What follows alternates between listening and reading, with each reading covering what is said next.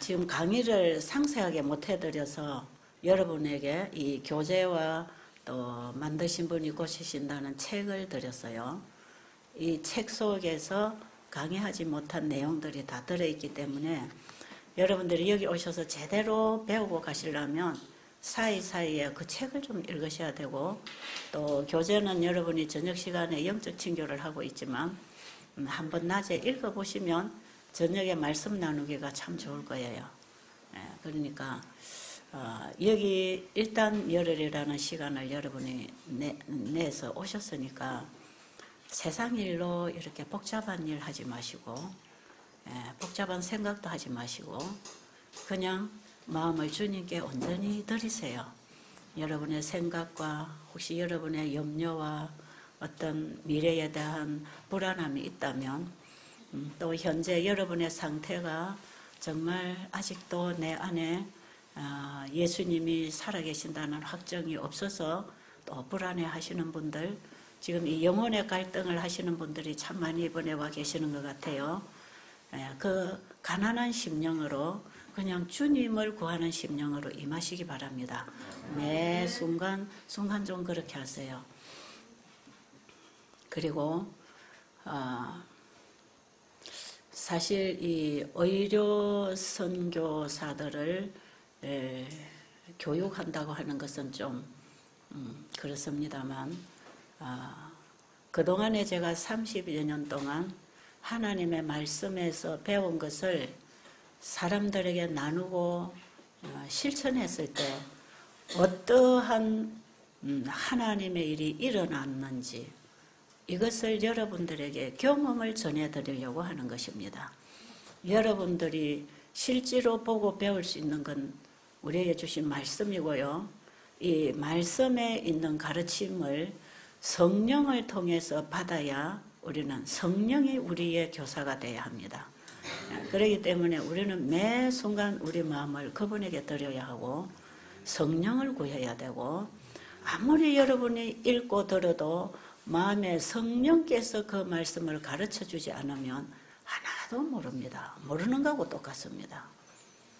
왜냐하면 하나님은 영이시기 때문에 하나님의 말씀은 영으로 다가와야 합니다. 그래서 이걸 아무리 문자적으로 유식하게 이해를 하고 논리적으로 정말 이론적으로 잘 가르쳐도 우리가 배우는 한계가 있습니다. 그러니까 특별히 성령께서 진리의 영이 우리를 가르치도록 그렇게 좀 공부를 하시면 좋겠고요. 제가 시간마다 말씀드리지만 저한테 또 여기 베델에 와서 말씀을 주시는 분들에게서 배울 수 있는 것은, 그 하나님 말씀이 그대로 되는 거구나. 요거 하나만 딱 붙잡으면 나머지는 여러분들이 스스로 하게 돼 있어요. 그런데 저는 옛날에 그걸 몰랐습니다. 그러니까 알렌지 화인 여사도 보면 골치 아프고 부담스럽고, 성경도 보면 어렵고 답답하고, 그게 전혀 저에게 와닿지를 않았어요. 그랬는데 어느 때 예수님을 정말 믿음으로 받아들이게 되면서 내 마음에 새로운 깨달음과 변화가 오게 되었거든요. 그게 와야 진짜 이 진리를 아는 거더라고. 그래서 정말 예수 안에 있는 진리를 우리가 배우는 것입니다. 예수님 밖에서는 이것이 다 부담스럽고 율법이고 정죄당할 수밖에 없는 하나님의 거룩한 품성이기 때문에 우리 죄인의 가슴에는 이게 정죄를 받습니다. 그런데 예수 안에 있는 진리, 예수님을 통해서 만나는 이 진리는요, 우리를 변화시켜 줍니다. 그래서 우리가 예수님 안에서 이 말씀을 다 봐야 되고, 예수님, 하나님과 우리 사이에, 말씀과 우리 사이에 예수님이 빠져버리면 이건 다 우리의 심판입니다. 정죄입니다. 이것은. 율법을 지킬 죄인이 어디 있겠습니까? 그죠? 그런 것이에요. 자, 그래서 우리가 먼저 이거 배우기 전에 예수님의 사랑을 마음에서 만나지는 것, 예수님을 받아들이는 이것이 첫째가 된다고 생각합니다. 그러니까 이 집회 내내 여러분들이 그 예수님을 좀 깊이 묵상하시고 그분의 사랑이 우리의 가슴에서 닿아서 반응하는 그런 말과 행동이 나올 수 있도록 내 노력이 아닌 그분의 역사가 나를 통해 나오는 참된 자유함이 뭔지 이걸 우리가 좀 맛보아 아는 그런 경험을 하게 되기를 간절히 바랍니다. 사실 이 의료 선교사 양성, 의료 선교사를 좀 정말 만들어내기 위한 이 프로그램이거든요. 근데 왜 이게 이 시대에 우리에게 이렇게 필요하냐 하면 예수님 재림 전에 땅끝까지 전파될 복음은 세제천사기별입니다. 그걸 아셔야 됩니다. 그냥 선교사들 많이 배출해가지고 땅끝까지 복음 전파돼야 예수님 오신다고 해서 사실은 우리가 외방 선교 지금 많이 헌신하고 또 나가서 우리가 일하고 있잖아요. 근데 반드시 기별을 갖고 가야 됩니다. 이 시대에 외방 선교사로 나갈 사람도 반드시 세제천사 기별을 갖고 나가야 돼. 첫째와 둘째가 포함된 이 세제천사 기별을 가지고 나가서 일을 해야 되고 이 기별이 요한계시록 14장 6절부터 12절에 있는 이 기별이 땅끝까지 전파되어야 예수님 맞이할 재림 준비가 됩니다.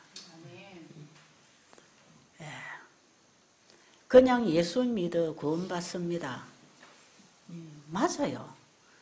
맞는데 그게 우리에게 어떤 신앙을 요구하는지, 어떤 믿음을 요구하고 어떤 순종을 요구하는지를 전혀 모르는 거죠. 그냥 막연하게 예수께로 가자. 예수 바라보기. 예수, 오직 예수. 이런 타이틀을 가지고 일하는 선교사들 참 많죠. 그런데 막연합니다. 그들 자신의 경험도 막연하고 기별을 전하는 기별 자체도 막연해서 백성들이 예수 얘기는 들었지만 자기가 어떤 신앙을 해야 되는지를 막연하게 알고 있을 수도 있단 말이에요. 자, 그래서 이 셋째 천사 기별이 땅끝까지 나가야 되고 마지막 때에는 목회 분야에서 우리 교회가 가지고 있는 이 모든 이 셋째 천사 기별을 전할 수 있는 기관들, 기능들이 다 무너지고 일을 할 수 없을 때가 올 것이다. 그러나 최후까지 남을 사업은 의료선교 사업을 통해서 기별이 나가게 돼 있다는 것. 그래서 마지막은 평신도로 일어날 것입니다. 어떤 기관이나 단체가 아니라 곳곳에서 준비된 개인들이 셋째 천사 기별로 연합합니다. 그리고 셋째 천사 기별 사업을 하고 이 복음을 받아들인 사람 반드시 삶 속에 예수님의 품성이 드러나는 사업을 하는데 이게 의료 선교 사업입니다. 의료 선교 사업은 어떤 치료요법도 아니고 어떤 우리의 자선 행위도 아닙니다. 이것은 바로 예수 그리스도 복음이신 그분이 내 안에 받아들여졌을 때 그분이 나를 통해 무슨 일을 하시는지를 드러내는, 그래서 그분의 영광을 드러내는 것입니다. 내 영광을 드러내는 게 아니고 내 의를 드러내는 게 아니고 그분의 의를 드러내는 것. 이게 참된 믿음으로 말미암은 의고, 이 일이 드러날 때 우리는 죽어가는 영혼들을 위하여 우리 자신을 드리고 수고하는 봉사가 이루어질 거 아닙니까? 그래서 이 사람들은 세상 사람들하고 다르네. 이 사람들은 이기심도 없고 욕심도 없고 이들은 다른 사람들을 도와주기 위해서 저렇게 살아가고 있구나. 그래서 자기 사랑 이기심으로 가득 차 있는 이 세상에 하나님의 사랑을 드러내는 한 백성이 나타날 거 아니겠어요? 그러니까 이 셋째 천사 기별이 나갈 때에는 반드시 건강개혁이 일어나게 되어 있습니다. 왜냐하면 셋째 천사는 예수님이 지성소에 들어가셔서 완전히 우리의 죄를 도말하고 그분의 품성의 옷을 입혀줄 때 우리의 삶 속에서는 율법이 회복되는 것이거든요. 하나님의 계명을 지키게 되는 백성이 나오는 것입니다. 그렇기 때문에 우리가 칭의와 성화의 경험을 통해서 순종을 하지만 우리가 때로는 넘어지고 부족함이 드러나고 그래서 정말 세속적인 표현이지만 공든탑이 무너져 버리는 정말 예수님의 이름을 훼손시키는 그런 모습들이 우리에게서 종종 나오기도 한단 말이에요. 그런데 또 일어나고 또 일어나고 끊임없이 주님 계신 곳으로 다가가는 자들은 지성소 사역에 들어가게 되어 있습니다. 지금 우리가 완전히 완성된 품성을 가지고 있지 않다 그랬죠. 지성소에서 죄를 도말해 주시고 그분의 완전한 의의 옷을 입혀주실 때 우리는 완전한 품성의 옷을 입습니다. 그거 해주시려고 예수님이 이 땅에 오셨습니다. 그래서 예수님이 우리를 구속하시는 이 구속의 사역은 십자가에서 절대로 완성된 게 아니고 십자가에서 시작되었습니다. 십자가로부터 우리를 만나서 죄인을 데리고 아버지께로 가서 이제는 죄를 완전히 도말해서 아버지 앞에 자 아버지 여기 내 신부가 준비되었습니다. 이제 제가 혼인하겠습니다. 그 신부를 준비하는 일. 내가 처소를 예배하러 가노니 가서 너희를 위하여 처소를 예배하면 내가 다시 오겠다고 그랬죠. 그 처소를 어떻게 예배하느냐. 그분이 가셔서 아버지께로서 나오시는 보혜사를 우리에게 보내주셔서 우리의 마음의 성소를 준비시켜 주시는 거 아닙니까? 이 마음의 처소가 준비돼야 되는데 예수님이 우리에게 성령으로 진리의 영으로 기별의 영으로 오십니다. 그래서 시대마다 이른 비의 기별로 마지막 늦은 비의 기별로 그분이 우리에게 임하셔서 우리를 완전한 주님의 사람으로 만들어 주시면 이제 우리하고 완전히 혼연하려고 하늘성 예루살렘과 혼연한다는 이 마지막 지성소 사역이 바로 우리를 힘으로 준비시켜 주실 때에 우리가 이제는 영원한 예수님의 아내가 되는 것이거든요. 자, 이 과정을 다 이 죄인을 불러다가 우리의 죄를 용서하고 데리고 우리 안에 들어오셔서 성소의 사역을 통해서 성화를 시키시고 주어진 빗대로 우리를 인도해서 죄를 도말하고 완성시켜 주시는 이 일을 하시려고 예수님이 이 땅에 오셨기 때문에 십자가에서 완성되지 않았습니다. 이거는 부조와 선지자에 보면 분명하게 지금 지성소에서 행하시는 그분의 구속의 사역은 십자가로 시작되었다 이렇게 기록되어 있습니다. 그래서 지금 성소 진리를 모르면 십자가 복음만 갖고 나갑니다. 지금 많은 선교사들이 십자가 복음 가지고 나가는데 예수님이 이 땅에 오신 그 십자가 그 복음만 가지고 나가요. 성소 진리에 보면 예수님이 십자가에 죽으신 사건은 성소뜰입니다. 양이 죽는 제단 아닙니까? 여기서 죄가 완전히 도말되지 않습니다. 이 피를 가지고 성소에 뿌려야 되고 성소에 뿌려진 피를 가지고 대제사장이 1년에 한 번씩 지성소에 들어가서 도말해버리고 그 죄를 죄의 장본인인 아사셀에게 넘겨줘야 됩니다. 이게 심판이에요. 그래서 사단이 심판을 받을 것입니다. 죄의 심판은 죄의 장본인이 받도록 얼마나 공의롭게 그분이 그 일을 다 행하실 것이에요.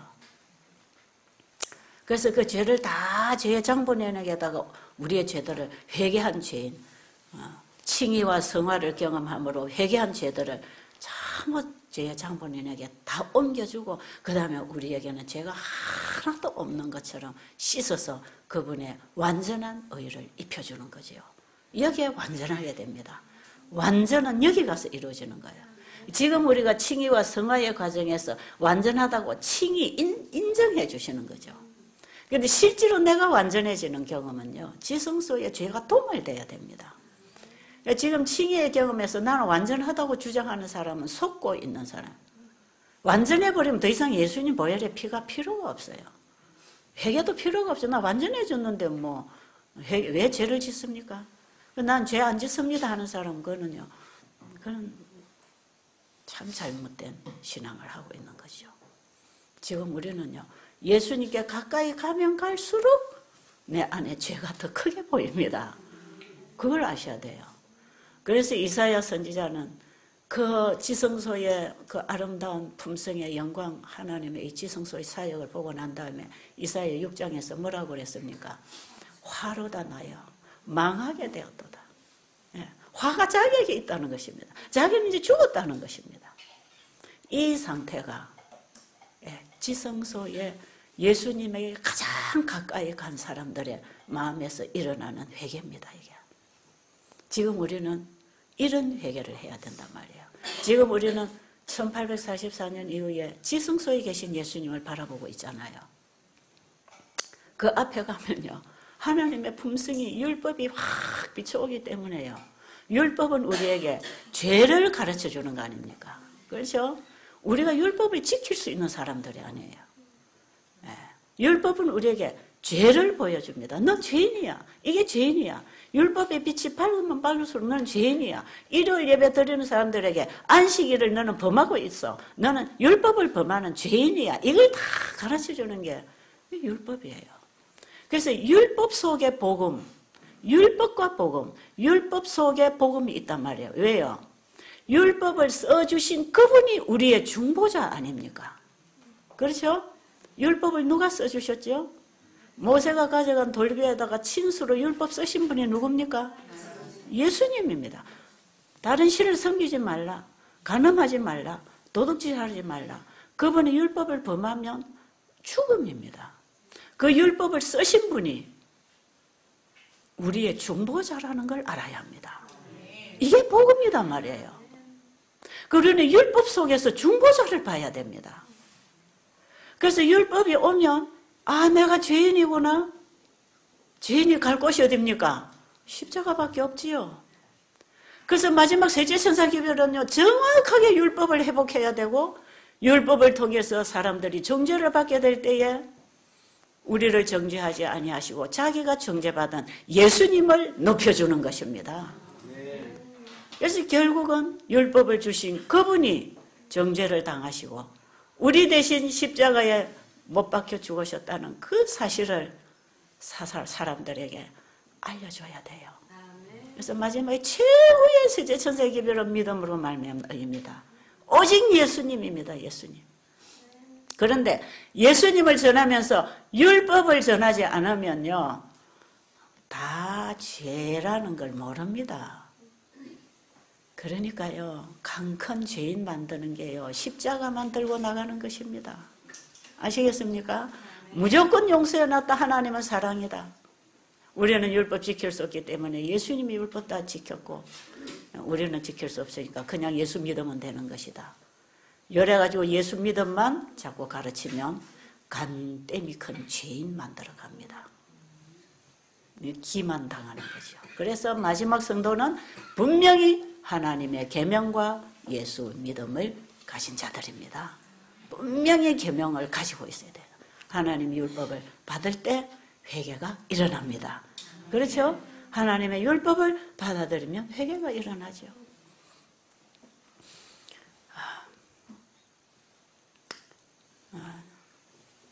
제가 이 눈이 자꾸 어두워지잖아요. 세상 사물이 안 보여. 사람들이 제 눈을 위해서 기도 많이 해주고 계시는데 하나님께서는 제 육의 눈을 열어주시는 게 아니라 제 영의 눈을 열어주심으로 많은 분들의 기도를 응답하고 계시는 걸 제가 압니다. 제가 시간이 이제 많으니까요. 전요, 안 보여서 너무 좋습니다. 무슨 소리인지 아시겠어요? 안 보이는 게 이렇게 편할 수가 없구나. 불편한 건 분명히 있습니다. 밥을 갖다 놓으면 반찬이 어딘지 밥이 어딘지 짚을 줄 몰라요. 안 보여요. 근데 이게 안 보이는 게 너무 편해요. 왜요? 할 일이 없으니까 편하잖아요. 이거 하라 저거 하라 불러대는 사람이 없어 너무 좋습니다. 예, 제가 보일 때는요 10가지 일도 더 하고 살았습니다. 예, 밭에 가서 채소도 심고 따가워야 되고 씻어야 되고 김치도 해야 되고 반찬도 해야 되고 환자들 음식도 만들어야 되고 상담도 해줘야 되고 강의도 해줘야 되고 아프다 하면은 밤을 새워서 봉사도 해야 되고 정말 저는요 뭐 1인 2역을 주로 한다 합디다만 저는 10가지도 더 했습니다. 전체를 운영해야 되지요. 바깥에 오는 전화 다 받아야 되지요. 상담 다 해줘야 되지요. 얼마나 바쁘게 살았는지. 바쁘니까요. 마음이 급해지잖아요. 그렇지 성질이 자꾸 급해졌어요. 성질이 급해져갖고 얼마나 제가 빨리 달려가는 이 성질이 이게 형성이 됐어요. 그래서 지금도 저를 성질 급하다고 하는 사람들 들어있는데 성질이 급해서 실수하는 게 또 많습니다. 이렇게 살다가 보니까 제가 참 힘들었겠지요. 근데 딱 안 보이니까요. 할 일이 하나도 없대. 밭에 갈 일도 없어. 지금 우리 배장로님 다쳐가지고 저 무를 솎아야 되는데 저걸 어쩌나. 뭐 옛날 같으면 제가 달려가서 다 솎아내지요. 어제 여러분들이 해주셔서 참 감사합니다. 제가 안 가도 돼. 이제 그런 거 무 솎아야 되는데 나는 그 상관이 없는 일이에요. 뭐 상관이 없는 일이에요. 뭐 누가 뭐 상담을 하러 오면 보이나 안 보이나 말은 아직 할 수 있으니까 그거는 제가 불려 나오지만 이 뭐 부엌이 어찌 돌아가든 청소가 됐든 안 됐든 전에는 구석구석 가서 잔소리 해야 되고 뭐 화장실이 어떠니 부엌이 어떠니 싱크대가 어떠니 막 잔소리하고 해야 되고 밤을 새워서도 싱크대 다 꺼내놓고 그거 다 닦아내고 다시 씻어서 닦아서 집어넣고 정리하고 저 이렇게 일을 하던 사람인데요. 그게 다 안 해도 되더라고. 여러분 바빠서 못한다 하지요. 안 해도 되는 일들을 참 많이 하고 있어요. 내가 안 하면 딴 사람이 합니다. 전 내가 안 하면 베델수 양은이 그냥 폐허가 될 줄 알았어요. 근데 뭐 딴 사람이 와서 얼마나 잘합니까? 근데 제가 지금 편한 게요. 이제 일하는데 안 불러대니까 안 가도 되니까 참 편하네요. 마음이 편해요. 일 보고 안 하면 마음이 안 편하잖아요. 그러니까 그 조용한 시간에 제가 뭐 하겠습니까? 자, 하나님 말씀 보지요. 저는 귀로 봅니다. 저 귀로 들으면서 봅니다. 누가 옆에 와서 여기 예쁜 꽃이 피었네 하면은 저는 그걸 귀로 듣고 보는 거죠. 예쁜 꽃이 이렇게 피었겠구나. 모든 걸 저는 그렇게 보고 있습니다. 그런데요, 시간이 되니까요, 하나님 말씀에 누가 어떤 목사님이 그런 설교하셨죠?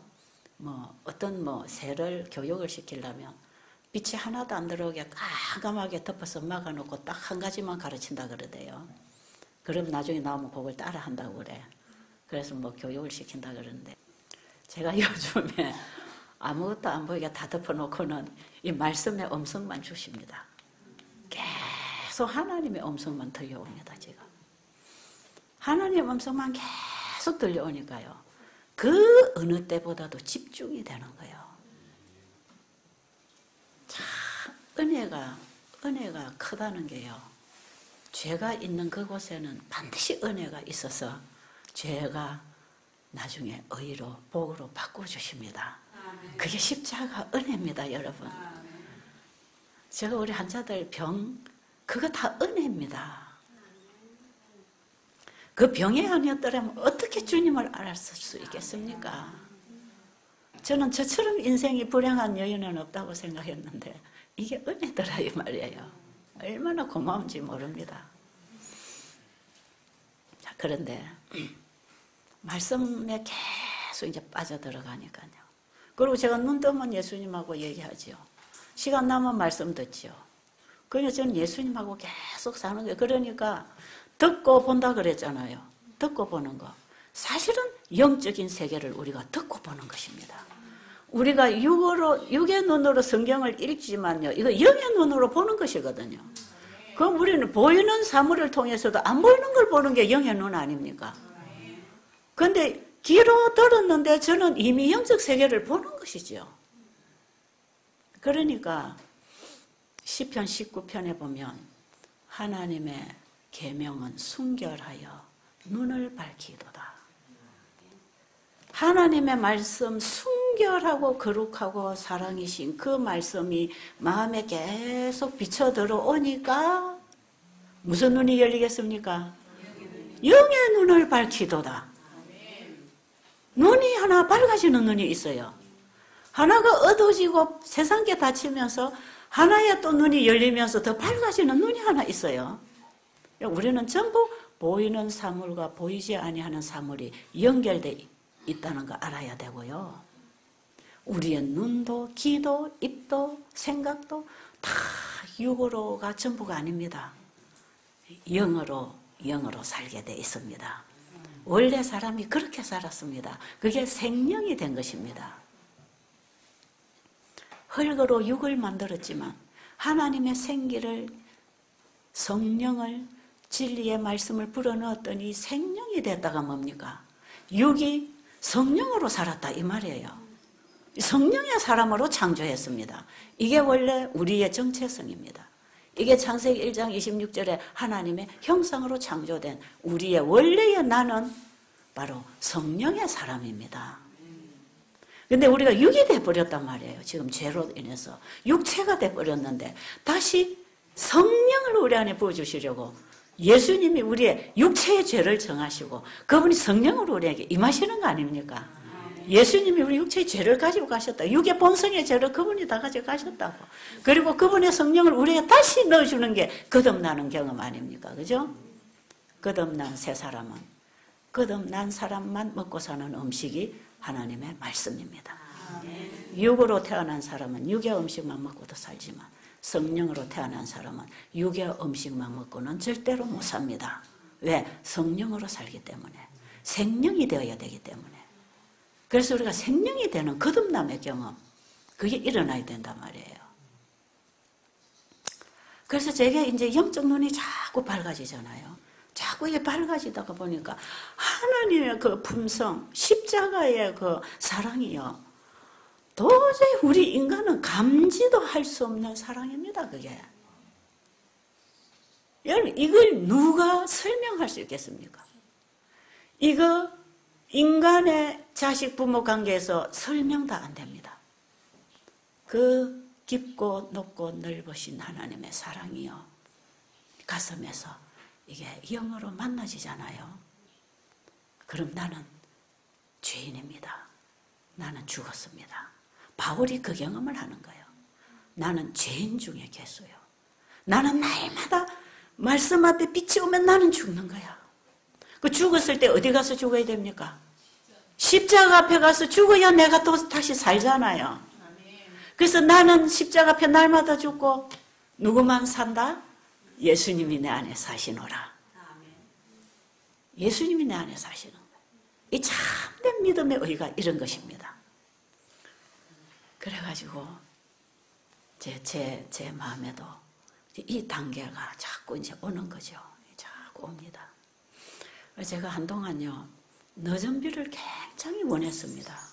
예수님, 저 늦은 비를 주세요. 왜냐하면 죄가 너무 싫어가지고 늦은 비를 받으면 죄가 이제 힘을 못 쓸 거 아닙니까? 그냥 늦은 비를 받고 좀 완전해지고 싶은 거예요. 죄하고 좀 분리되고 싶어요. 그런데 끊임없이 또 내 속에 거하는 죄, 내 속에 거하는 죄. 사도 바울이 로마서 7장에서 끊임없이 나는 선을 원하는데 내 속에 거하는 죄가 나를 사로잡아 오는도다. 이게 거듭나고 나면 딱 끝나는 줄 아는데 그렇지 않습니다. 이 육이 있는 동안에는 이게 살아있어요.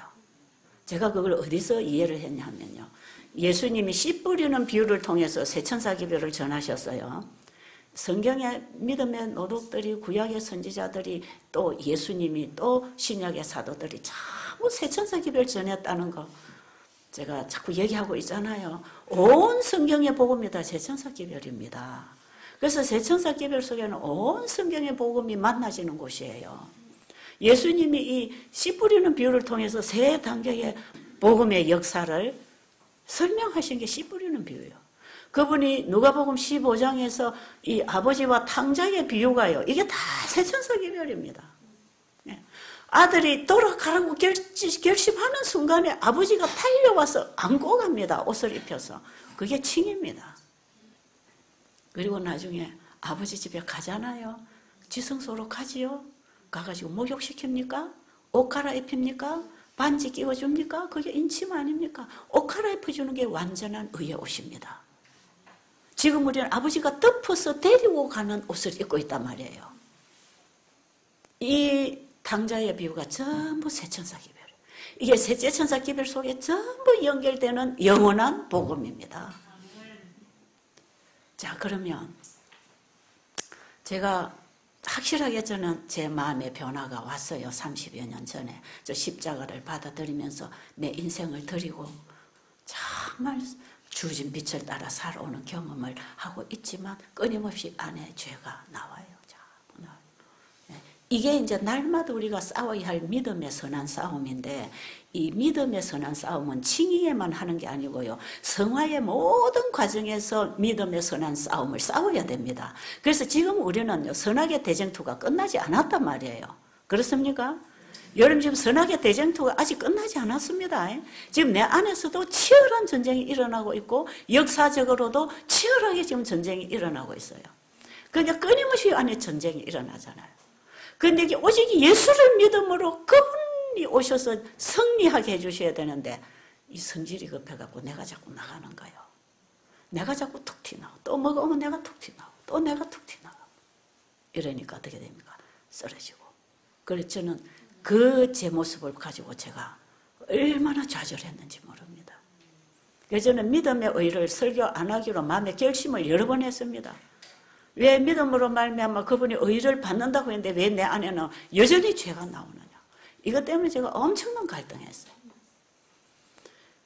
그래서 제가 십자가에서 시작된 구속의 역사가 지성 속에서 맞춰진다는 걸 알게 되면서 이 모든 의구심이 이 딜레마에서 제가 풀려나왔습니다. 그래서 바로 이 세천사 기별을 이제 제가 비로소 알게 됐고 이것을 사람들에게 전하고 있는 것입니다. 그런데 이 죄가 싫어가지고 말이에요. 죄가 이제 꽉 물고 있어요, 내 마음을. 그래서 누가 나를 좀 서운하게 하고 나를 좀 감정을 상하게 하고 나를 좀 이상한 소리 해가지고 나를 억울하게 하면요. 그게 그냥 싫은 거예요, 싫은 거예요. 그 싫은 그 가슴이요. 꽉 이 마음에 이게 자리 잡고 있는 거예요. 제가 이게 너무 싫어가지고요. 제가 하루는 예수님께 그냥 넋두리를 했습니다. 예수님은 십자가에서 사단의 머리를 깨셨는데 왜 이놈의 사단이 살아가고 내 마음을 이렇게 꽉 물어가지고 독을 피우고 있습니까? 예수님 십자가가 사단의 머리를 쳤으면 지금 예수님 믿고 따라가는 내 안에도 이 사단이 역사 안 해야 되는 거 아닙니까? 즉 예수님 믿고 분명히 가고 있는데 왜 이게 큰 구렁이가 내 마음을 꽉 물어서 정말 이 죄가 무섭고 소름 끼치는데 빠져나올 수가 없는 죄에게 꽉 물려 있더란 말이에요, 이게. 그래서 제가요, 넋두리를 했습니다. 죄로부터 자유를 주시든지 저를 안 그러면 여기서 죽여달라고. 난 이 죄에게 물려갖고는 나 고통스러워서 살 수가 없으니까 지금 이 구렁이, 이 용의 머리를 주님이 박살을 좀 내주시든지 그래서 나를 좀 자유롭게 해주시든지 아니면 나 여기서 죽겠다. 나 이대로 사는 건 아니다. 왜요?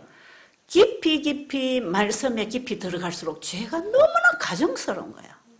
너무 내가 싫은 거야. 제가 나중에 정로의 계단 3장, 6장 이래 보면서 그 회개장, 믿음으로 받는 이 과정을 보면서 회개는 죄가 싫어질 때 하는 거라 그러더라고. 죄가 몸스린하게 싫어져야 회개가 된다 그러대요. 그런데 우리가 그냥 죄지 놓고 무서워서 아이고 하나님 내가 이러면 구원 못 받지 해서 잘못했습니다 하는 그거는요. 회개가 아니에요. 죄가 싫어져야 몸쓰레기 싫어져야 죄를 가지고 예수님께 가서 해결해 달라고 부르짖는 것입니다.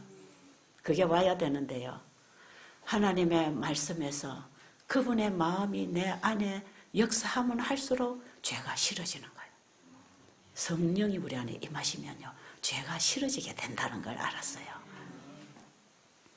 회개를 시키시려고 죄가 싫어지게 만들고 죄와 원수되게 만들어주는 게 성령의 역사입니다. 그래서 예수님이 오시면 죄하고 원수가 되게 한다 그랬잖아요. 그게 창세기 3장 15절에서 이미 약속하셨잖아요. 그런데 정말 이 죄가 싫어요. 그래서 제가 하루는 막 금식하고 들어갔습니다. 이 죄로부터 내가 자유가 없으면 나 밥도 안 먹고 이대로 죽을 거라고. 제가 꼴방에서 예수님 앞에 아주 단식 투쟁, 금식 투쟁을 하는 거죠. 그날 밤에 제가 주님 앞에 잠을 안 자고 눈물로 탄식했던 기도가 그겁니다. 예수님, 아직 십자가에서 예수님은 사단의 머리를 치시고 승리자로서 지금 지성소에 계시는데 그 예수님의 십자가의 능력이 아직 제 안에는 이게 아직 이루어지지 않고 있습니다. 예수님, 제 마음에 오셔서 그 역사를 이루어 주십시오. 얼마나 넋두리를 했는지 몰라요. 그러면서 제가 비로소 무슨 기도를 했냐면 나는 내 하나의 죄 가지고도 이렇게 괴롭고 고통스럽고 그냥 죽어버리고 싶은데 예수님은 우리 인류의 죄를 다 가지고 가셨을 때 얼마나 괴롭고 힘들고 고통스럽고 그래서 숨도 못 쉬고 심장이 터져 죽으셨구나. 나는 아직도 심장이 안 터지고 있네요. 아직도 나는 살아있네요. 그렇다면 이것은 주님의 은혜로 있는 거네요. 예수님, 저를 이 죄로부터 좀 자유롭게 해주세요. 그러면서 예수님이 이 고통스러운 내 죄가 예수님의 심장이 터지는데 한몫 무게를 얹어줬다는 걸 깨닫게 되면서 예수님이 그래, 네 죄도 내가 가지고 죽었다. 그 사실을 네가 모르느냐? 그럴 때 예수님 그거 알아요. 그러면서 예수님이 이 내 고통당하는 이 죄까지 이 고통까지 가지고 가셔서 심장이 터져서 내 죄의 무게가 그분에게 눌려졌다는 사실을 깨닫게 되면서 내 마음에 이 죄로부터 평안이 와요. 이게 믿음으로 얻는 용서인 것 같아요. 그렇잖아요? 회개하고 용서받잖아요. 회개에는 반드시 용서가 주어졌는데요. 용서의 경험은요, 죄로부터 자유롭게 해주는 은혜입니다. 수고하고 무거운 짐진 자들아 다 내게로 오라. 내가 너희를 쉬게 하리라. 쉼이 온단 말이에요. 짐을 진짜 내려놓으면 쉼이 오잖아요. 그럼 이 죄로부터 죄의 짐을 지고 내가 이렇게 무거워서 내가 쓰러질 지경으로 예수님에게 죄의 짐을 맡겼다면 내 안에 뭐가 와야 됩니까? 쉼이 와야 되잖아요. 근데 진짜로 그 쉼이 오대요. 진짜로. 이론이 아니야. 구속의 경륜은요, 구속의 과학이라고 했습니다. 실제로 경험하고 일어나는 구속의 과학이에요. 내 기능, 인체 기능 안에서 일어납니다. 그 진짜 이 구렁이가요, 내 마음을 꽉 물어가지고 죄라고 하는 독소를 계속 넣어주고 있었잖아요. 이것이요, 예수님이 이 물고 있는 머리를 꽉 쳐버렸으니까요, 죽을까요, 안 죽을까요? 이게 나아지지, 물고 있던 게 나아지잖아요. 그 평안함이 싹 풀려 나오는 거예요.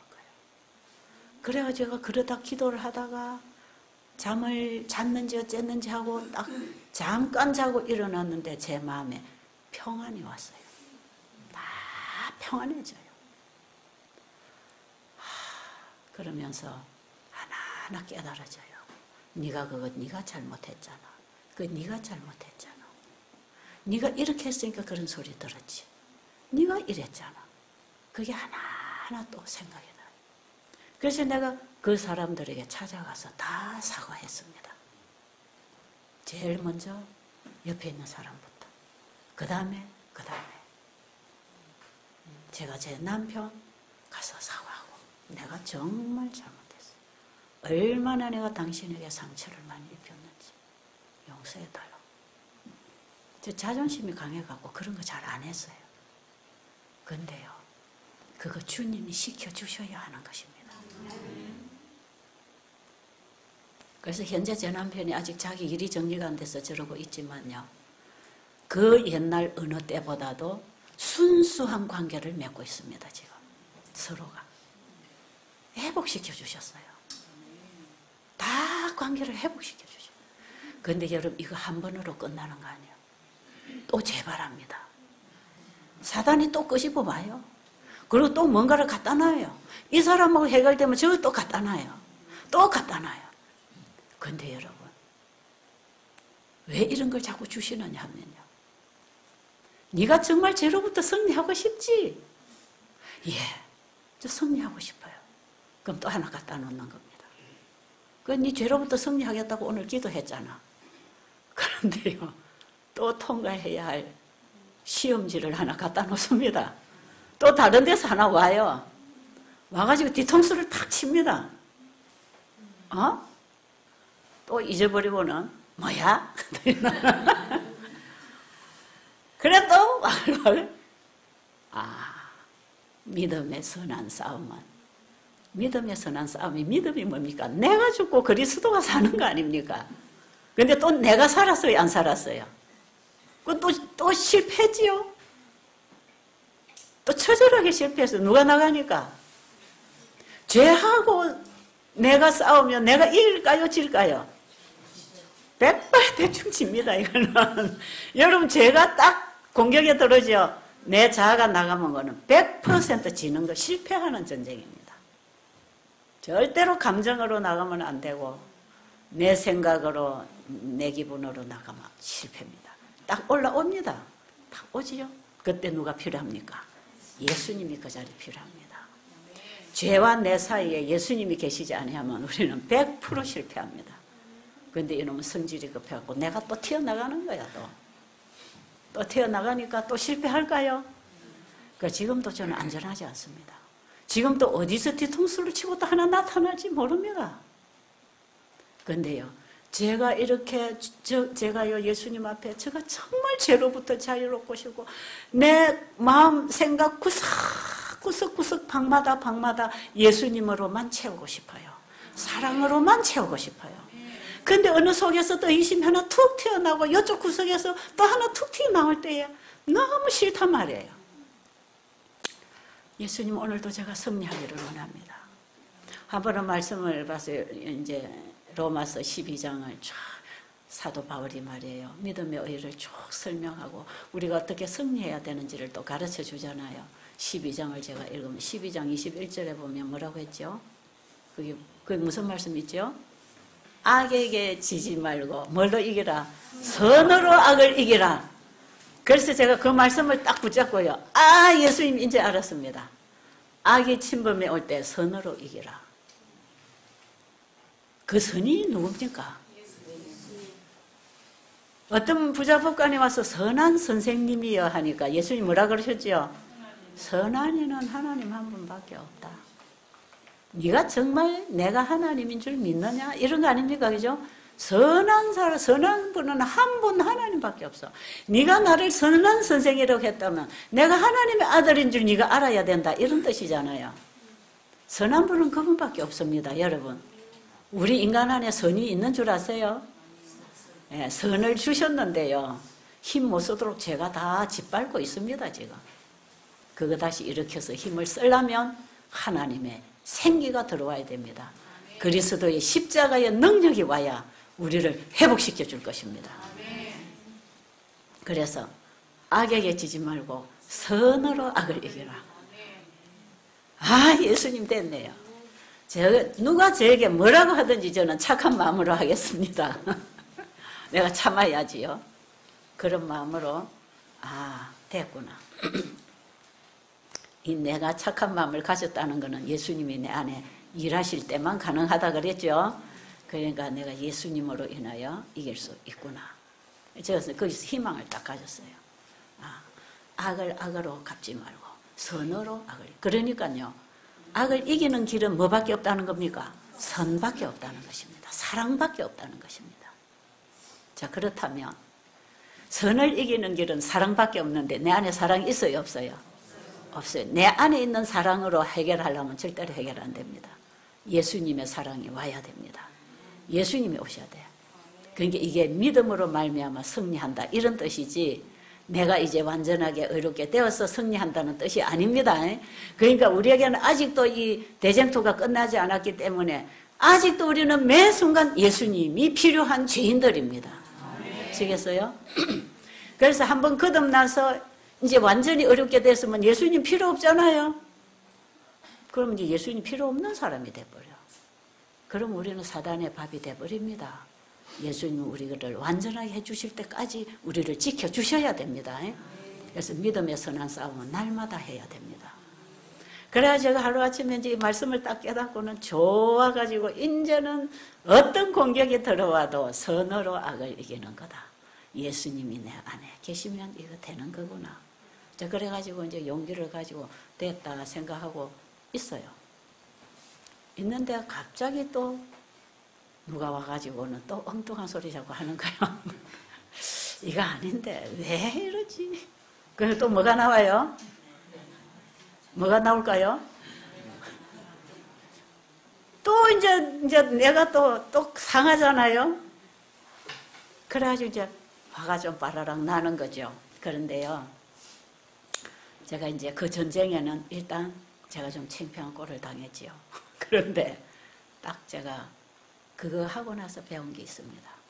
저는 항상 실패를 통해서 배우는 공부를 하고 있어요. 딱 그거 실패하고 제가 배운 게 뭔지 아세요?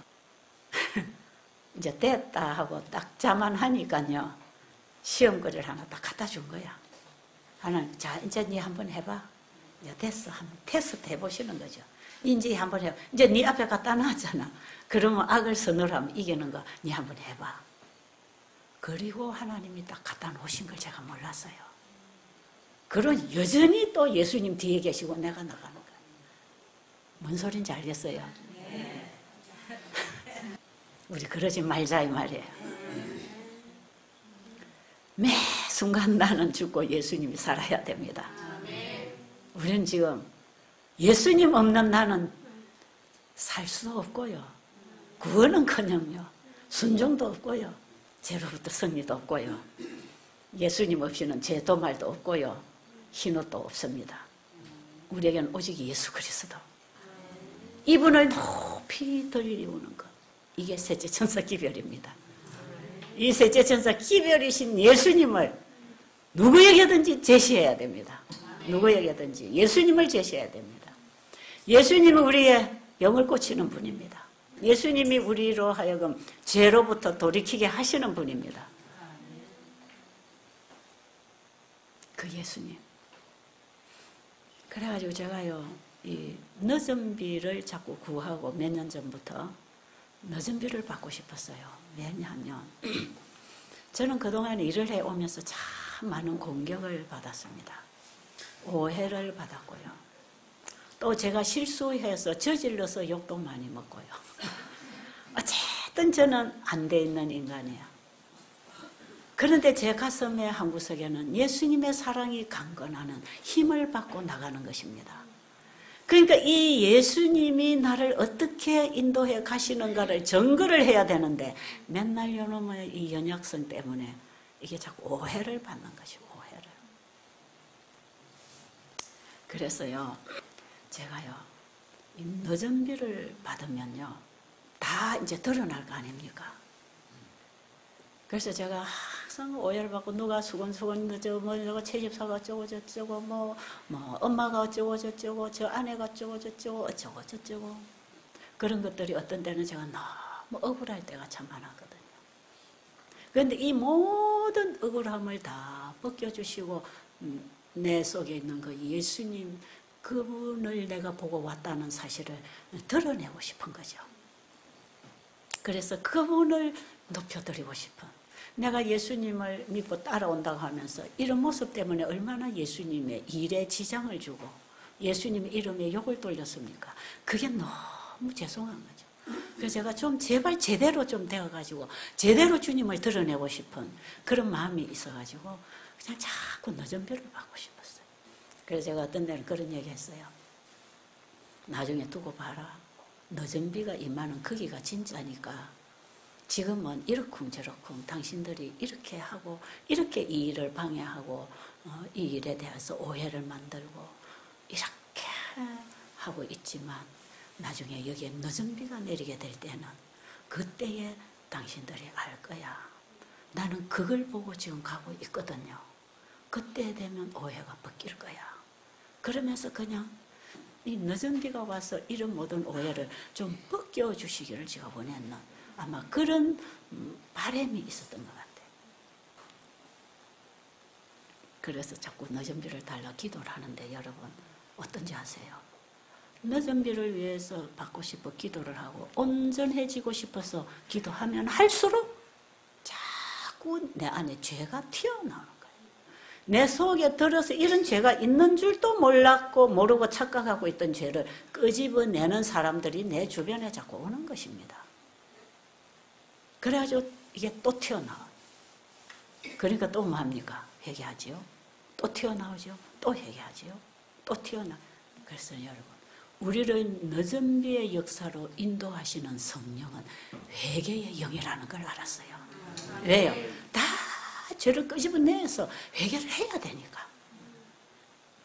스가랴서 12장 13장에 우리에게 회개의 영을 부어주시고 그 다음에 회개할 때 우리의 죄를 깨끗하게 씻어주신다 그랬죠.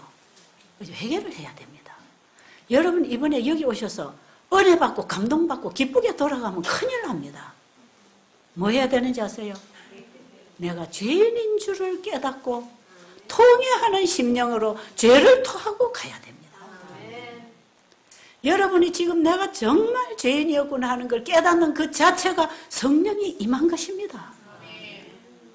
나는 좀 선하고 나는 좀 사랑이 있다고 착각하는 사람은 성령이 뭔지도 모르는 사람입니다. 이거는 아시겠어요? 성령이 우리에게 임하시면 끊임없이 죄를 일으켜 주십니다. 죄가 싫어지게 만듭니다. 죄를 밝히 볼 수 있는 영의 눈이 열립니다. 모르겠어요. 제 경험이 맞는지 몰라서 제가 계속 말씀에서 확인을 받기 위해서 제가 지금 말씀 보고 있잖아요. 그런데 말씀에서 확인됐어요. 이렇게 확인이 됐어요. 바로 이런 거예요. 그래서 다니엘이나 욥이나 욥도 처음에는 지가 뭐 잘나서 뭐가 되는 줄 알고 나는 이렇게 안 한다고 계속 변명을 했지만 그 친구들이 계속 공격을 했기 때문에 자기 안에 정의감, 의를 주장하기 위해서 계속 옳다고 했죠. 그리고 사실은 또 그 모습이 있었고요. 거듭나는 경험이 없는 사람은 절대로 율법 지킬 수가 없어요. 그러나 거듭난 경험한 사람은 율법을 지키도록 그분이 해주십니다. 그러나 아직도 인간의 연약성 때문에 완전해지지 않았어요. 그래서 공격의 대상이 될 수도 있기 때문에 우리가 핍박을 받는 것입니다. 그런데 나중에 하나님께서 그 얘기를 다 들으신 이후에 저 30장 이후로 후반부로 가면 예수 하나님 나타나셔서 말씀하십니다. 이 모든 땅의 기초를 놓을 때 네가 있었느냐? 모르는. 그러니까 지금 네 안에 그 일을 하도록 역사한 그가 바로 나다. 내가 너를 그렇게 하게 해줬다. 네가 한 게 아니고 내가 해준 거야. 믿음으로 말미암아 의를 가르쳐 주셨어요. 우리에게서 나오는 의는 다 그분이 주셨다는 것입니다. 그리고 내가 너를 주었기 때문에 너를 내가 인정한다 이 말. 그래서 네 친구들을 위해서 용서해주고 기도해줘라. 그 다음에 나중에 다 갚아주시는 얘기. 지금 8시 됐다고 여기서 신호가 왔어요. 그래서 제가 지금 기도하고 마쳐야 되겠어요. 나중에 10시에 2부를 하겠습니다.